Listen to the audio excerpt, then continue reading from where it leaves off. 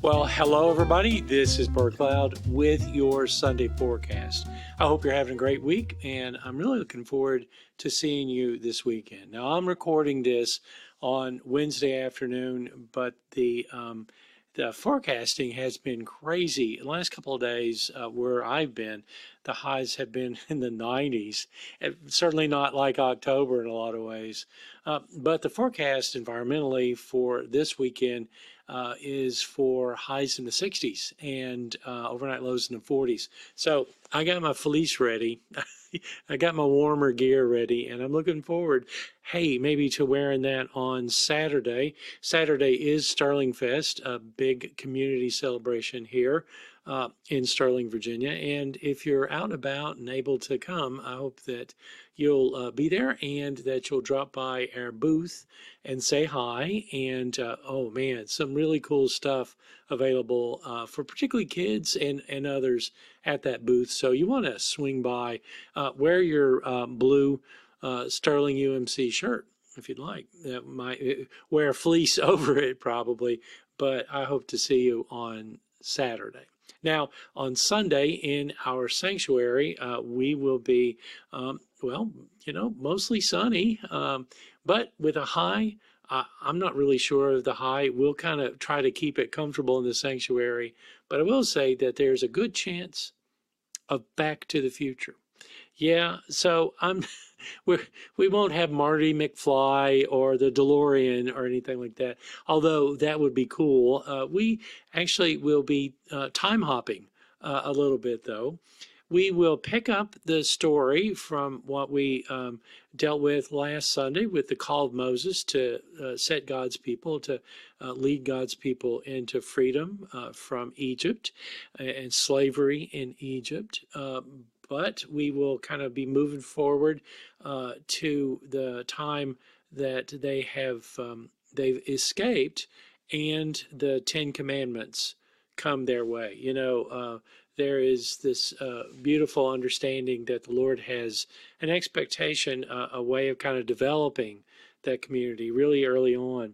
But what we're going to read actually is going to be from a second time round, and the explanation that Moses will make about what the Ten Commandments are and the expectations that are there. So it's actually quite some time into the future that we will hear this kind of repetition of the Ten Commandments. And so I'm going to read to you a little bit from what we will be working with, and I'll tell you more about the time hopping on Sunday. So from Deuteronomy chapter 5, we'll do verses 1 through 10 from the Common English Bible. Here we go. Moses called out to all Israel, saying to them, Israel, listen to the regulations and the case law that I'm recounting in your hearing right now. Learn them and carefully do them. The Lord our God made a covenant with us at Mount Horeb. The Lord didn't make this covenant with our ancestors, but with us, all of us who are here and alive now. The Lord spoke with you face to face on the mountain from the very fire itself. At that time, I was standing between the Lord and you, declaring to you the Lord's word, because you were terrified of the fire and didn't go up onto the mountain. The Lord said, I am the Lord your God who brought you up out of Egypt, out of the house of slavery. You must have no other gods before me. Do not make an idol for yourself, no form whatsoever of anything in the sky above or the earth below or in the waters underneath the earth. Do not bow down to them or worship them, because I, the Lord your God, am a passionate God. I punish children for their parents' sins, even to the third and fourth generation for those who hate me. But I am loyal and gracious to the 1,000th generation for those who love me and keep my commandments. Do not use the Lord your God's name as if it were of no significance. The Lord won't forgive anyone who uses his name that way. Keep the Sabbath day and treat it as holy, exactly as the Lord your God commanded. 6 days you may work, do all your tasks, but the seventh day is a Sabbath to the Lord your God. Don't do any work on it, not you, your sons or daughters, your male or female slaves or servants, your oxen or donkeys, or any of your animals, or the immigrant who is living among you, so that your male and female servants can rest just like you. Remember that you were a slave in Egypt, but the Lord your God brought you out of there with a strong hand and an outstretched arm. That's why the Lord your God commands you to keep the Sabbath day. Honor your father and your mother exactly as the Lord your God requires, so that your life will be long and so that things will go well for you on the fertile land that the Lord your God is giving you. Do not kill, do not commit adultery, do not steal. Don't testify falsely against your neighbor. Don't desire or try to take your neighbor's wife.